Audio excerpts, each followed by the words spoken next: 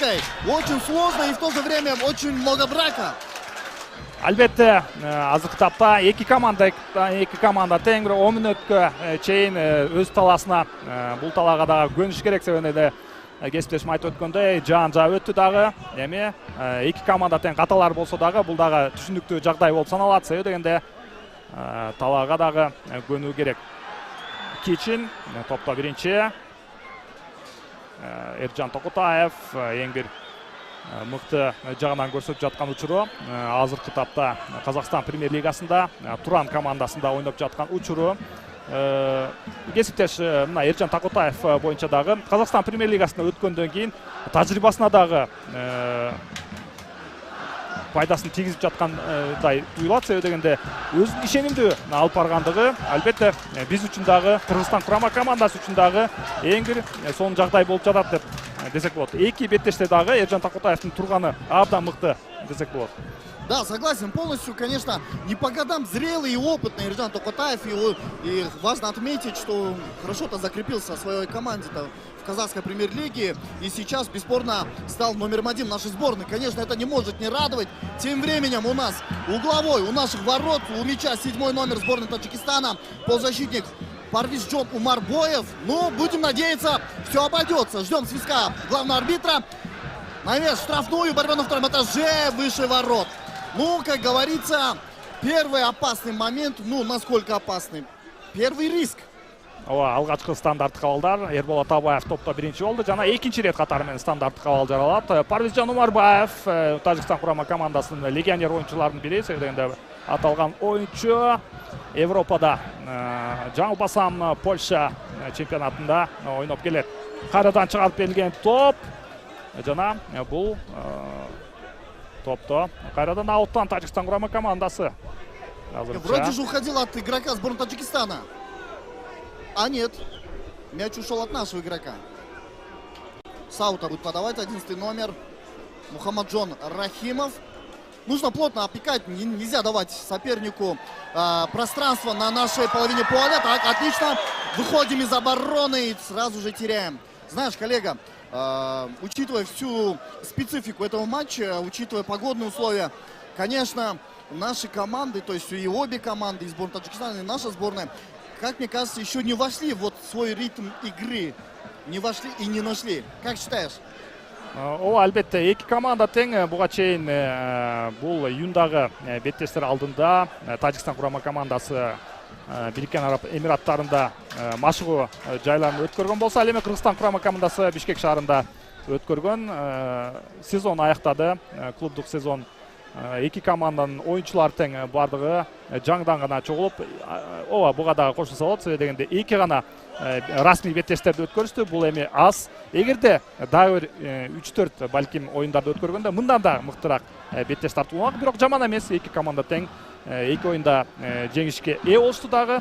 Негизги максатты аткарып коюшту. Эми бир гана мыкты беттеште тартуулашы керек. Кайрадан чыгарып берилген пас оң капталда. Валерий Кичин топто биринчи. Жана капитан катары бардык коргоочуларына, дарбазачыга дагы өз нааразычылыктарын айтып аткан учуру. Бирок топто азыр кайрадан Кыргызстан курама командасы жана позициондук чабуулун баштайт. Валерий Кичин боюнча дагы айта кетсек, бул сезондун аягы менен Енисей курама командасында келишими аяктап отурат. Эми эркин агент азыркы тапта балким бул тандабал оюндардан кийин клубундагы алмаштырышы толук мүмкүн. Да, нарушение в нашу пользу. Угловой у сборной Таджикистана был, теперь штрафной. Мы знаем, как нужно и хорошо использовать. Решили все-таки не забрасывать, все-таки потому что очень сильный порывистый ветер. Фархат Мусабеков, пас направо. Александр Мищенко навес штрафную. Руслан Ятимов сыграл на выходе. Ну, конечно, очень неплохо. Быстренько мы разыграли. И уже пытаемся, завладев мячом, уже снова пойти в атаку. Перевод на левый фланг. Здесь подключается Алимардон. Так, на Мурзаева. Снесли Мурзаева и пытается сборная Таджикистана. Кичин. Так, неплохо, красиво сыграл. Отличный пас Мурзаева на Алимардона. Алимардон по левому флангу. Нарушения нет, нужно играть. Бул жерде офсайд. Офсайд ооба. Беттештеги алгачкы офсайд жана Алимардан Шүкүров сол канатта жарым коргоочулук милдетти аткарып жаткан учуру. Кыргызстан курама командасы 4-3-3 тактикалык схема менен бул беттешке чыкты. Кесиптешти да бир нерсени байкасак болот. Себебинде Кыргызстан курама командасында 3 оюнда тең алдыда ойногон оюнчу 3 оюнда тең башка оюнчулар чыгып атат. Алгачкы беттеште Эрнест Батырканов чабуулда чыкса, экинчи оюнда Виктор Майер жана бүгүнкү беттеште Мирлан Мурзаев алдыда ойной турган борбордук чабуучу милдетин аткарат. Старттык курамда дагы өзгөрүүлөрдү айтып өтсөк, Эрбол Атабаев Мьянма менен болгон беттеште биринчи таймда жаракат алып калган болчу. Жаракатынан толугу менен айыкты дагы. Кайрадан старттык курам менен чыгып жатат. Гүлжигит Алкулов бүгүнкү оюнда кайрадан запаста. Мына ушундай өзгөрүүлөр бар. Калган старттык курам ошондой эле. Мьянма менен болгон беттешке салыштырмалуу бир гана чабуучу өзгөрдү. Бул Мирлан Мурзаев старттык курамга кайтып келгени болууда. Быстренько вводит мяч за аута сборной Таджикистана. И здесь нарушение правил. Ну что можем сказать? Первые 8 минут и довольно-таки все скомкано, еще раз повторюсь. И пока что, если говорить о результативности, о опасности создаваемых у ворот, конечно, пока что все в нашу пользу, потому что у нас получается донести мяч до штрафной соперника, получается отодвинуть игру, быстро выходить в атаку. Конечно, это радует. Ну посмотрим, что будет дальше. Длинная передача. Безадресная и уже от ворот.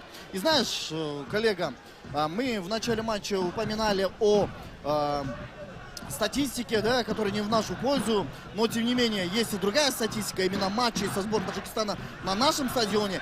На Долину Мурзакова мы играли в 4 раза, 1 проигрыш, 2 ничьи и 1 победа. Соответственно, статистика хорошая, поэтому хотел бы это отметить. Албетте, бул статикалык алдыга чыгарып берилген топ жана Кайрат Жыргалбек уулу бул топко жеткен жок. Кайсы жеңиш болгон экендигин эстөөгө жардам берели. 2013-жыл Азия кубогунун чакырык оюну тандабалуу беттеши болчу. Анда бир тайпада Кыргызстан курама командасы Пакистан, Макао жана Тажикстан курама командалары менен бир тайпага кез келген болчу. Бардык беттештерди 1-0 эсебинде Кыргызстан жеңип алган жана 3 голду тең Дэвид Тетте легендарлуу чабуучу киргизгендигин эске салып өтөлү. Мына дал ошондой 1-0 эсеби менен жеңип алган болчу. Сол капталда пас жана Алимардан Шүкүров Мирлан Мурзаевке топту чыгарды. Азыркы старттык мүнөттөрдө Мирлан Мурзаев жаракатынан толугу менен айыкпагандай жана оптималдуу формада эмес экендигин байкасак болот. Кандай ойлойсуң, кесиптеш? Да, была информация из неподтвержденных источников, что у Мирлана Мурзаева была мышечная травма. Он на УТС тренировался отдельно перед началом отборочных игр. И потом официального подтверждения не было. Но мы его не видели в последних 2 матчах. Но, как мне кажется, его поберегли. И самое важное, что он вышел и будет помогать нашей команде. Атабаев, пас-центр, Фархат Мусабеков. Ищет партнеров, пас на Мищенко, Александр. Снова пас в центр, отлично, есть хорошая возможность. Мурзаев! Неплохо. Алгачкы сокку Кыргызстан курама командасында статистиканы да байкап коелу. Алгачкы сокку жана Рустам Ятемов өз ордунда. Рустам Ятемов Истиклол командасынын дарбазачысы өзүн мыкты жагынан көрсөтүп жаткан мал. Мына мурунку беттештерде дагы Тажикстан курама командасынын негизги каарманы болуп жатады. Бул беттеште кандай болот экендигин алдыда көрөбүз. Вагдот Ханонов дагы Тажикстан курама командасынын тажрыйбалуу жаш болсо дагы оюнчусу. Иран мамлекетинин Персеполис командасында ойноп келет. Жана Тажикстан кайрадан чабуулу. Оңунан чыккан жок топто Эржан Такотаев, Валерий Кечин, Кристиан Браузман.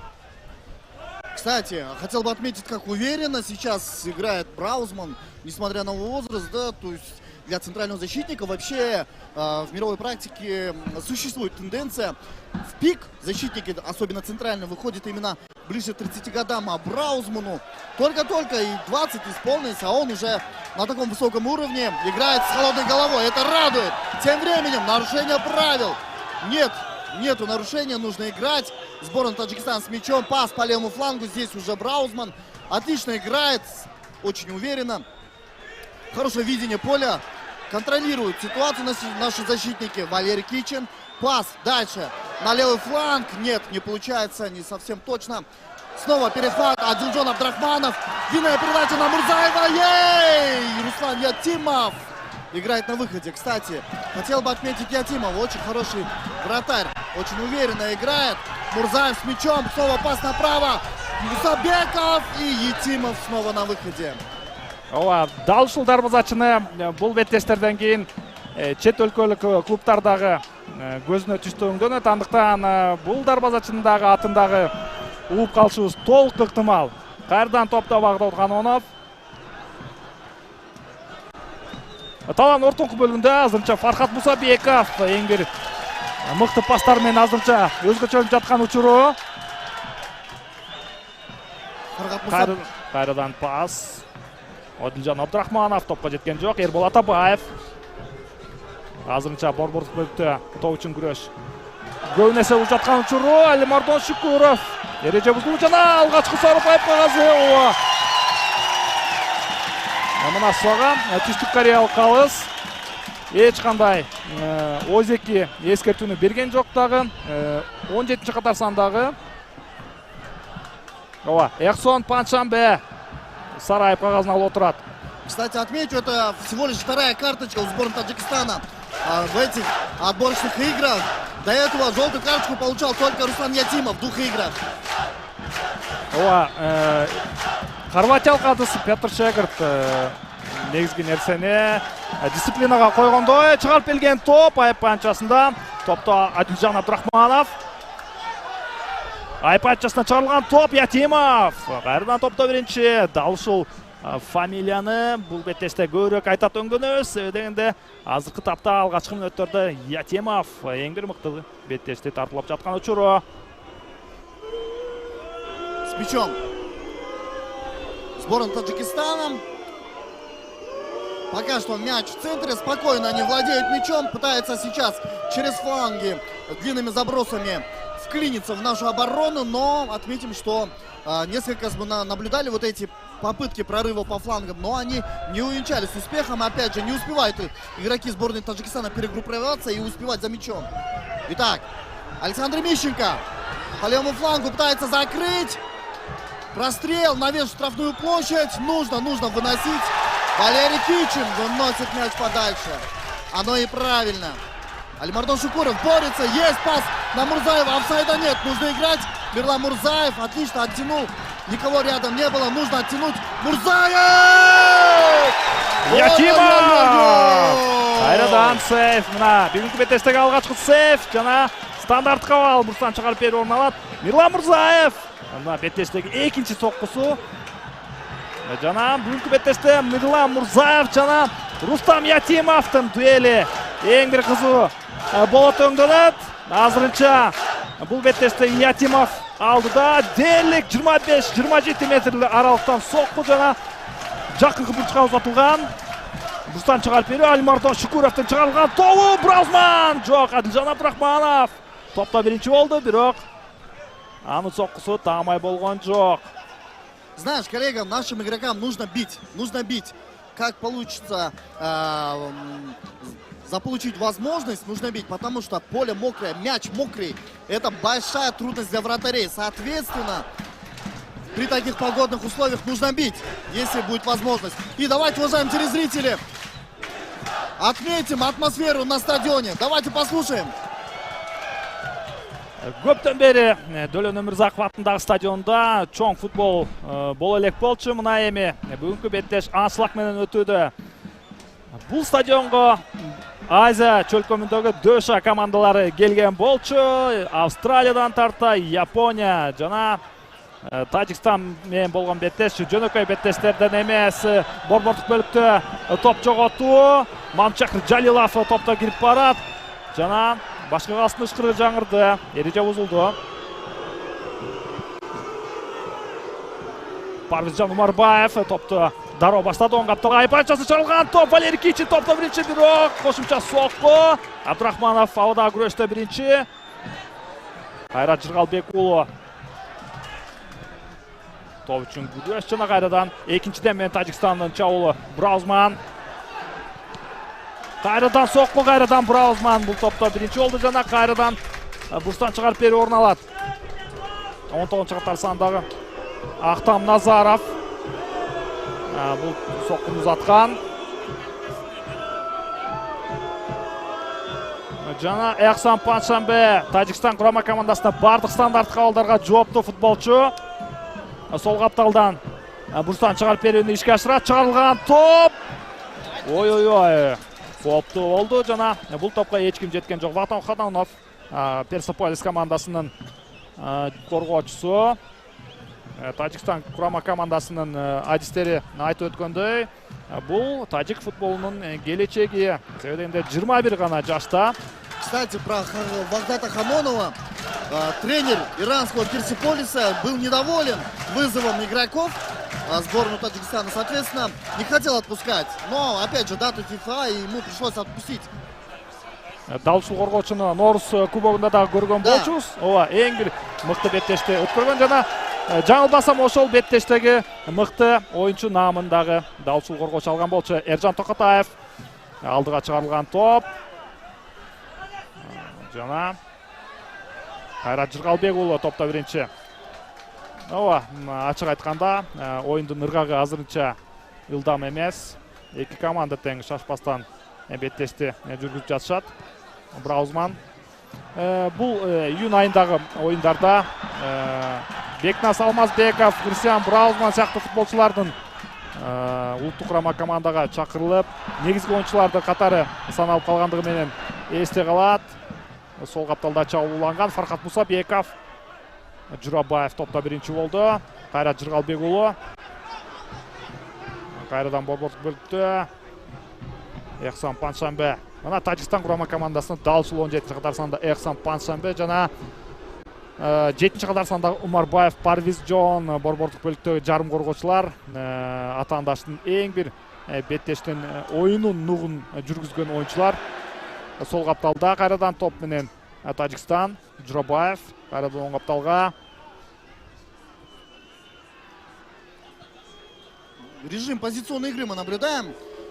Потихонечку откатывать мяч назад, потому что, опять же, успели наши игроки полностью перегруппироваться, заняли все свободные зоны, соответственно, здесь прорыва не получится. Нужно играть уже более тактически. Но, опять же, учитывая погодные условия, это будет сложно. Было нарушение? Да.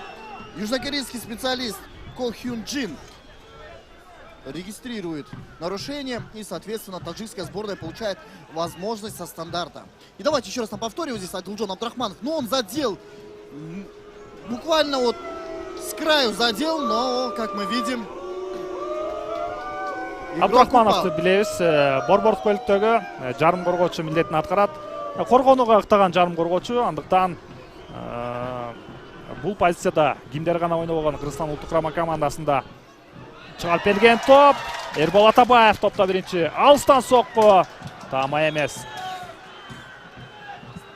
Адилжан Абдрахмановдун Эдгар Бернхард далшыл позицияда эле. Ага чейин Павел Сидоренко сыяктуу футболчулар ойноп келген. Эми Абдрахмановдун убагы Бунеткор командасына ойнойт Өзбекстанда.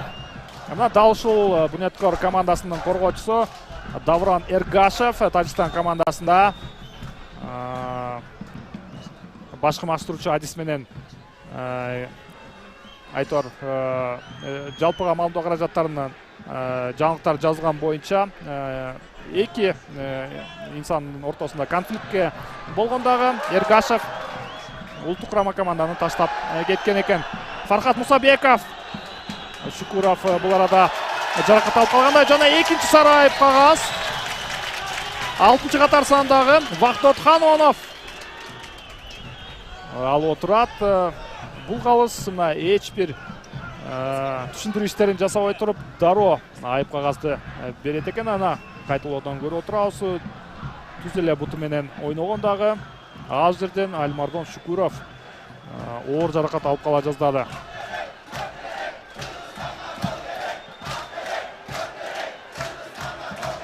Актерек, Гоктерек, Кыргызстанга гол керек. Именно такие Требования болельщиков звучат на стадионе. Конечно, да, нужен гол. Быстрый гол у нас не получился. Первая четверть, первая половина. Первый тайм уже позади, как говорится. Уже первый тайм на экваторе. Соответственно, заждались мы забитого мяча. Отмечу, что в предыдущем эпизоде желтая карточка Вахтату Ханонову была дана вполне справедливо. Сыграл прямой ногой, мог нанести травму Алимардону, поэтому все было справедливо. Эрбол Атабаев отыгрывает на левый фланг. Бекджан Сагымбаев. Дальше в центр на Кичина. Кичин снова на Атабаева. Снова успел. Отлично отдал пас на Сагымбаева. Сагымбаев завяз в единоборстве и потерял мяч. Но, тем не менее, подстраховывает Атабаев. И уже пас на Токотаева. Ну, молодцом.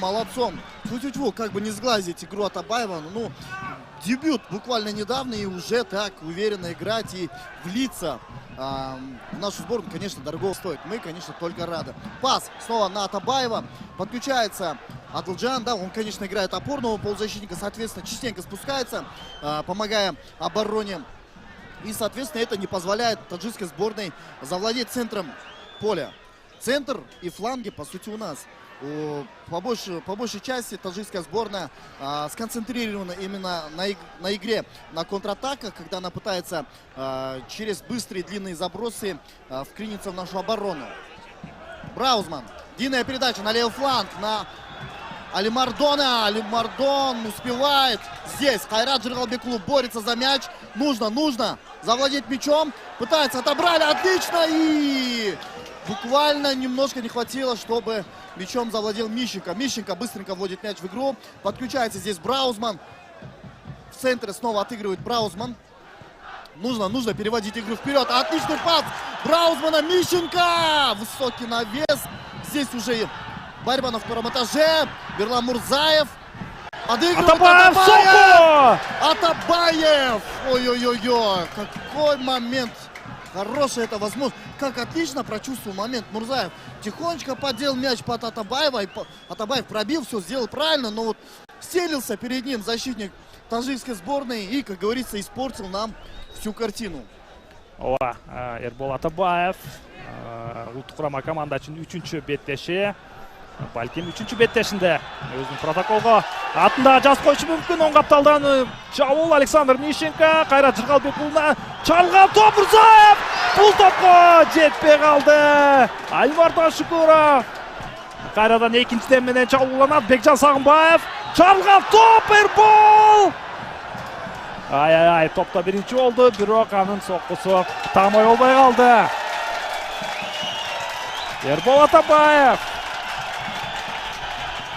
Два момента у Эрбола Атабаева. Вот такая вот атмосфера у нас, уважаемые телезрители. Я уверен, не менее горячая атмосфера сейчас в каждом доме, в каждой области, в каждом селе нашей страны. Еще раз на повторе разберем этот навес. Здесь пытался, вот, как говорится, именно вскользь пробить в дальний угол Атабаев. Немножко не получилось, ну потому что было сложно успеть перегруппироваться. Атабаев снова борется.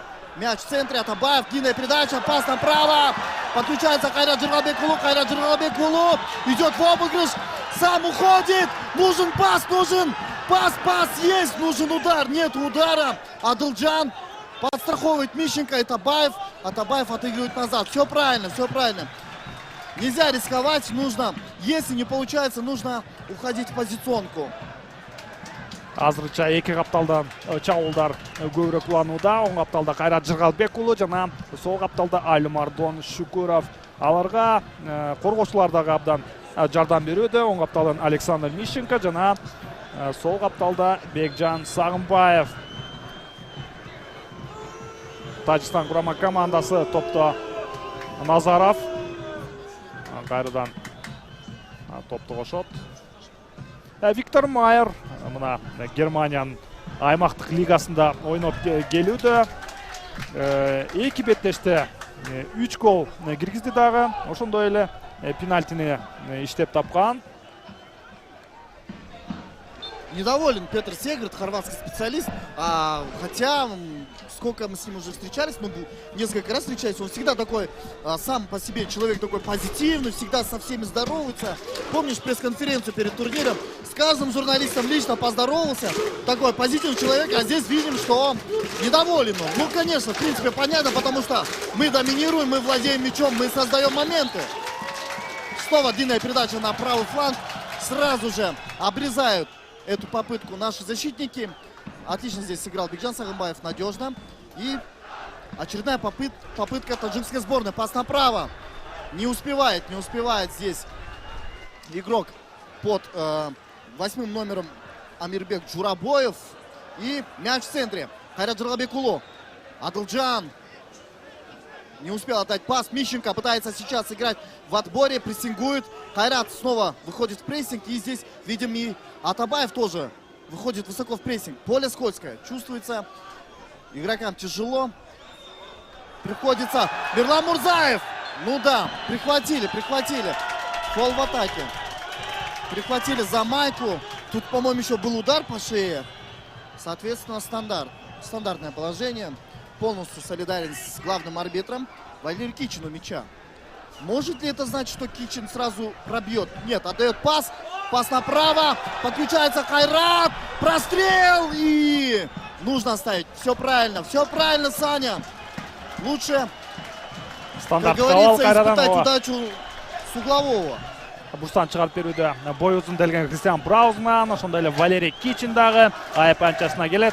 Мьянман болгон беттеште стандарт кабалдан гол жаралган болчу, бирок калыстын чечими менен Валерий Кичиндин голу эсепке алынган эмес. Себеби дегенде дал ошол абалда эреже бузулган бардык стандарт кабалдарда. Азырынча Кыргызстан курама командасында Альмардон Шукуров жооптуу. Чыгарып берилген топ жакынкы бурчка. Кайрадан чыгарып берүү жана Ятимов топто биринчи болду. Экинчиден менен чалдууланыш керек. Браузман, абада күрөш, Атабаев. Жана чабуулда эреже бузулду. Бул беттеште кесиптеш байкасаңыздар, эки команда тең бири-бирине топту берип коюп, эмне кыла аласың дегендей таризде калтырууда. Позициондук чабуулга өтөсүңбү? Мына кээ бир мүнөттөрдө Кыргызстан курама командасы чабуулга өтө турган болсо, Тажикстан өз айып аянтчасында борбордук бөлүмүнө чейин өтүү алууда. Ал эми Кыргызстан курама командасы дагы дал ушундай Тажикстан командасына топту берип, өз борбордук аянтчасынан тарта артка өтүүдө дагы чабуулга кандай ыкма менен чыга аласың дегендей таризди калтырууда. Эми мына кайрадан Тажикстан топто. Ханонов, борбордук коргоочулар бири-бирине пас алмашууда. Майер боюнча ошол ойду жыйынтыктап өтөлү. Ал азыркы тапта Германияда жумуштары менен балким зарыл иштери чыккандай. Мына бул тапта эми Шекспирди дагы эстеп кетсек болбойт. Маур өз ишин аткарды. Маур узай берсе болот. Ох, коллега, какой литературный аналог ты привел. Конечно, все-таки, мне кажется, погодные условия на тебя так повлияли. Дождь, вечер, все это как романтично. Вот это веяние художественной красоты, как говорится. Но, тем не менее, результат нам всем нужен. Так что, уважаемые телезрители, ждем, когда же наша сборная здесь соорудит нам гол. Иржан Токатаев вводит мяч в игру. Длинная передача, здесь борьба на втором этаже. Правильно отметил мой коллега о том, что да, частенько команда обменивается мячом, как говорится. И что же, снова нарушение? Да. Ну, как по мне, здесь Бекжан Сагынбаев не нарушал, да. Альмардон Шукуров по левому флангу сам пытается прорваться, оттеснили его. Ну, прессинг здесь на фланге довольно-таки высокий, потому что таджикская сборная знает, что у нас очень хорошие вингеры. Они умеют действовать в очень таком близком контакте, соответственно, когда надо прессинговать, они идут большими силами, то есть в одиночку не идут. Потому что у нас очень техничные игроки на флангах, поэтому они идут именно в группе по паре, либо вдвоем, либо троем. Из аута. Ауттан Тажикстан командасы кайрадан позициондук чабуулга өтүү аракети ишке ашкан жок. Бирок биздин футболчуларыбыздагы пасы анчейин тама эмес. Оюндун ыргагы дээрлик ылдамдык азая түштү дагы. Эки команда тең. Бири-биринин каталарын күтүүдө десек дагы болот. Борбордук бөлүктө кайрадан Тажикстан, Ханонов. Ятимовта пас жана алыска пас чыгарды. Браузман топта биринчи. Кайрадан топ үчүн күрөш.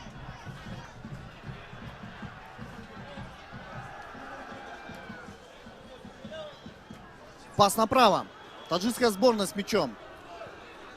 Пас из глубины. Валерий. Все правильно делает Сагынбаев. Дальше уже Адылжан Абдрахманов сам тащит мяч. Нарушение. Это нарушение.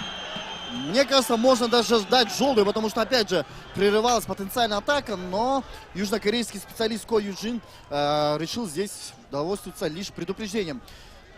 Эреже бузулар көп. Да. Это был тактикалык фол. Традиционно много вот этих единоборств, эмоций и столкновений. Все-таки центральноазиатское дерби. Так, отличный пас из глубины на Мусабекова. Нарушения нету, что ли? Как так? Калыстын чечими эч кандай ышкырыгы үнсүз болду да. Тажикстан кайрадан чабуулга, ылдам контр чабуулга чыгуу аракети анчейин окшошпой жатат атаандашта. Александр Мищенко. Каршы 11-чи катар сандагы оюнчу. Бул Мухаммаджан Рахимов болчу. Борбор көктө Мурзаев топко биринчи болгон жок. Адилжан Абдрахманов Асырдан катага жол берип кое жаздады, бирок Эржан Такотаев топта биринчи. Сол капталга Сагынбаев.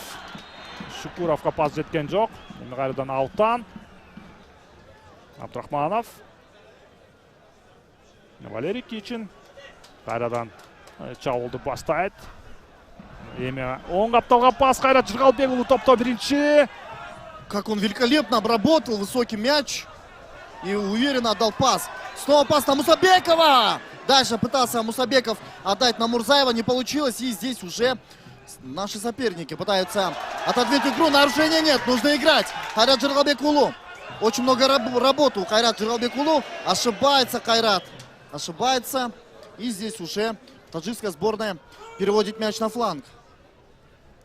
Пас из глубины. Кичин. Прессингует. Так, отлично. Наши доблестные защитники справились в этом эпизоде. Пас на Сагынбаева. И здесь уже Бекджан отдает длинную передачу на Мурзаева. Вахтот Ханонов прерывает передачу. Пас снова в центр. Нужно идти в прессинг. Да, Атабаев пытался идти в прессинг. Немножко поздно, на мой взгляд, здесь включился.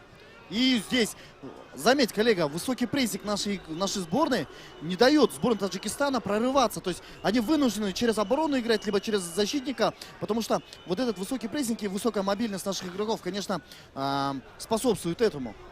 Албетте, жана кайрадан эреже бузуу.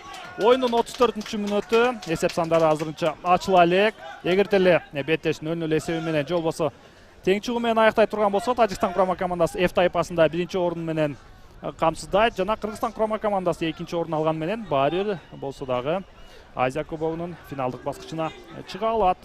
И знаешь, коллега, в тему твоих слов мы после этого эпизода обязательно продолжим.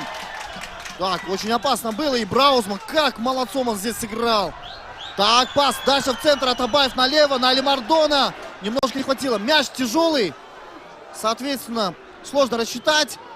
Раз навес штрафную площадь, борьба на втором этаже. Адылджан выносит мяч подальше. Нельзя давать бить. Пас на левый фланг. Здесь сам Александр Мищенко и Токатаев уверенно играет на выходе. Так вот, коллега, продолжу свою мысль. Почему важно обыграть сегодня сборную Таджикистана и выйти на чистое первое место? Потому что при жеребьевке учитывается все это. То есть, если мы сегодня одержим победу, мы выйдем с первого места, соответственно, будем во второй корзине. Если мы займем второе место в группе, мы будем в третьей корзине при жеребьевке финальной части Кубка Азии. Соответственно, если мы выходим с первого места, у нас при жеребьевке будет только один топ-соперник. Ну, а это чисто номинально. На Кубке Азии слабых соперников не бывает, но тем не менее это тоже будет сказываться на игры. Албетте 2014 жылы Азия футбол конфедерациясында тарихи чечим орун алган болчу. Анда Азия кубогунда 16 команда эмес, 24 команда катыша тургандыгындай конгрессте чечим кабыл алынган болчу. Мына дал ошондон тарта 2019 жылдан тарта 24 команда Азия кубогунун финалдык баскычында беттешти жүргүзүшөт. Бул арада оюнда пауза. Ауттан Бекжан Сагынбаев. Кардан топто Эрбол Атабаев. Анын пасы Мурзаевка тагмай болгон жок. Амирбек Журабаев Тажикстан командасында. Кардан сол капталда. Мына дал ошондой Азия кубогунда эми 24 команда катышкандан тарта Кыргызстан курама командасы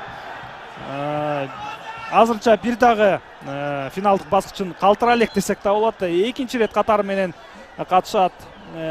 Жана 2019 жылы баарыбыздын эсибизде Бириккен Араб Эмираттарында 8ден 1 финалдык баскычына чейин чыга алган болчу. Бардыгыбыздын эсибизде Ахледин Исраилов, Виталий Люкстун хет-триги жана Турсунали Рустамовдун кошумча мүнөттөрдөгү голу бардыгыбыздын эсибизде. Албетте 2023 жылы дал ошондой эмоциялар кайталанат деп ишенип туралы.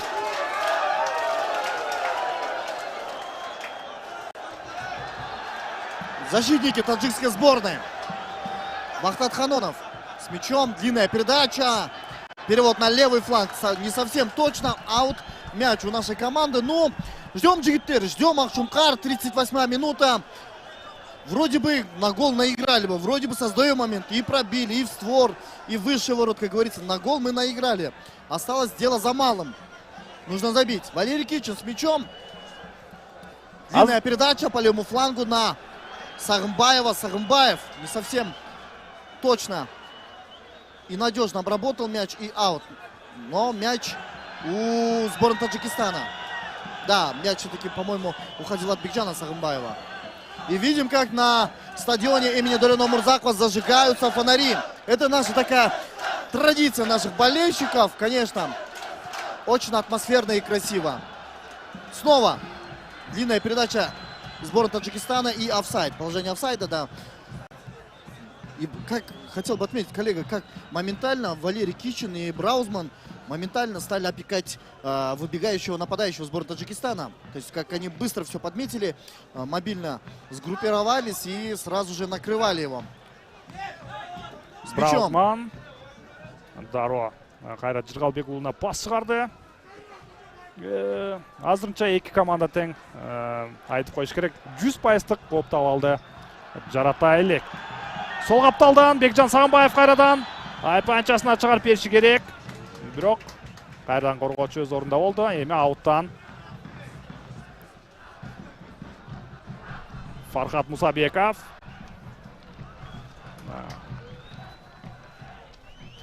Сол капталда кайрадан аут. Топто Сагынбаев. БК Премьер Лигасын көрүп жүргөндөр болсо, бардыгыбыз билебиз. Кристиан Браузман канчалык ауттарды алыска чейин ыргыта алат турган. Кичин дагы абдан алыска ыргытат, бирок эки өтең борбордук коргоочу милдетин аткарып жатат. Бирок номиналдуу түрдө капталдагы коргоочулар, билебиз, Валерий Кичин сол капталдагы коргоочу болуп баштаган болчу. Браузман дагы Абдышата командасында оң капталдагы коргоочу болуп баштайт, бирок Арикандын башкармаштыруучу Абдышата командасынын чечимдери менен борбордук коргоочу милдетинде аткарып жүргөн. Эми Александр Кристинин дагы аны байкады дагы. Даро Браузман борбордук бөлүктөгү коргоочу милдетин аткарып жатат.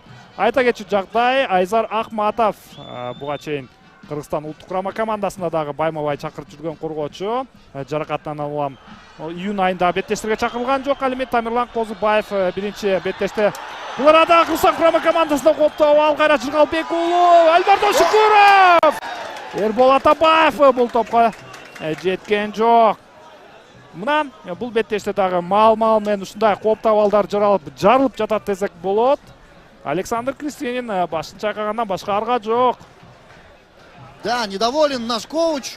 Ну, опять же, в принципе, понять можно его, потому что пас из глубины был точным. Можно было сразу пробить, но Мурзаев решил отыграть назад. И здесь на добивании наших игроков не оказалось. С мячом таджикская сборная. Валерий Кичин отыгрывает назад. Эрджан Токотаев. Эрджан Токотаев с мячом.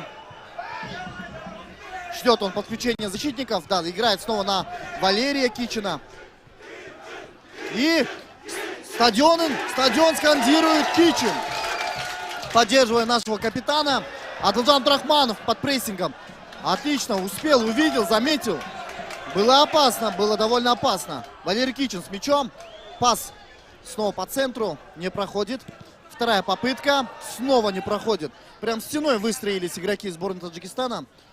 Ну да ладно. Если не получится пробить стену, как говорится, можно перекинуть. Тем временем очередная атака нашей сборной. Мирлан Мурзаев по своей привычке чаще смещается на левый фланг. Ты заметил, коллега? Он же все-таки левый нападающий. Хотя сегодня играет центрального нападающего, но частенько смещается на левый фланг.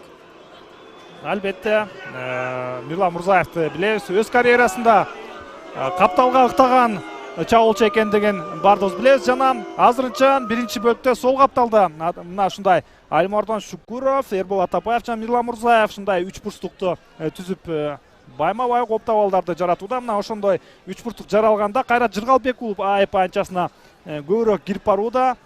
Мына ушундай бир аз дагы мүнөттөрдөн мурун Кайрат Жыргалбек уулу АЭП анчасына кирип барган.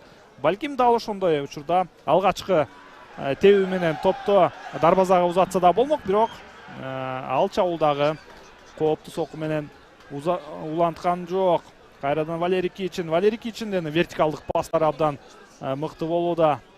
Албетте мындай пастарды дүйнөлүк футболдо Кевин Де Брюйне, Андре Пирло сыяктуу футболчулар узаткан абалдар менен эсибизде. Мына ушундай бул беттеште дагы Кичиндин пастары, өйдө менен берген пастары жана жер менен берген пастары дагы абдан таамай болууда. Александр Мищенко оң капталда. Ауттан Эрбол Атабаев өзүн сунуштоодо. Эч шашылбайт. Эми гана Кайрат Жыргалбек уулуна пас. Кайрат бул жерде бурчтан чыгарып берүүнү иштеп таба алган жок. Эми топ менен кайрадан Ятимов. С мячом Рустам Ятимов. Молодая надежда сборной Таджикистана и таджикского футбола. Очень сильно его поддерживают в Таджикистане. Считается одним из таких прогрессирующих и талантливых молодых игроков таджикского футбола. Ну, по праву, потому что Рустам Ятимов очень неплохо играет и на этих отборочных играх, и да и вообще в целом. Тем временем пас на Александра Мищенко. Прострел не проходит. Пытается Мищенко здесь снова прессинговать. Вынос мяча таджикских игроков не увенчался успехом. Подбор за Браузманом. Кайрат Жыргалбекулу сам отдает пас на Мусабекова. Мусабеков низом отдает Кайрат. И угловой. Ой-ой-ой-ой. Жана кайрадан бурчтан чыгарып берүү орун алат.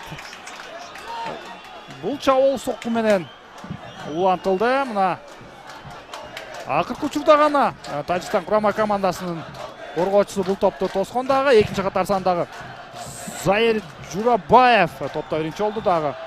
Альмардан Шукуров стандарттык абалда.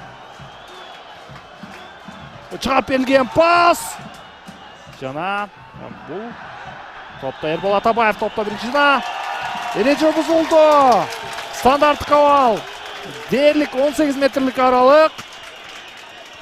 Стандарттык абалды мыкты узаткан футболчулар жок эмес. Валерий Кичин может низом пробить. Ооба. На силу. Ошондой эле Мирлан Мурзаев дагы бар. Алимардон. И тот же Фархат Мусабеков может исполнять штрафные. Мы знаем, мы видели это не раз на играх кыргызской премьер-лиги, да и в сборной. Поэтому это отличная возможность в конце первого тайма. Нужно использовать, нужно грамотно использовать. Видим у мяча Валерий Кичин, Алимардон Шукуров и Мирлан Мурзаев. То есть будет домашняя заготовка. Либо Алимардон с Мурзаевым убегут по краям и Кичин пробьет низом. Либо Мурзаев может в ближний угол закрутить. Либо Алимардон в дальний угол. Вот такой вот расклад. Ну посмотрим, ждем мы свисток Ко Хюнджина. Ко Хюн Джин сейчас должен дать свисток. Лег таджикский защитник снизу. Это, кстати, последнее ноу-хау, как говорится, в футболе. Частенько игроки забивают низом, поэтому, мне кажется, здесь тоже Мурзаев сам пробивает. Кайрадан Ятимов. Эч кандай катага жол берген жок. Республикасы Тажикстан беттешинин биринчи бөлүмү соңуна чыкты. Жана беттештин биринчи бөлүгү аяктады. Эсеп сандары ачыла элек 0-0. Бирок эки команда тең мыкты беттешти тартуулап жатат. 15 мүнөттүк тыныгуудан кийин кайрадан талаада көрүшөбүз.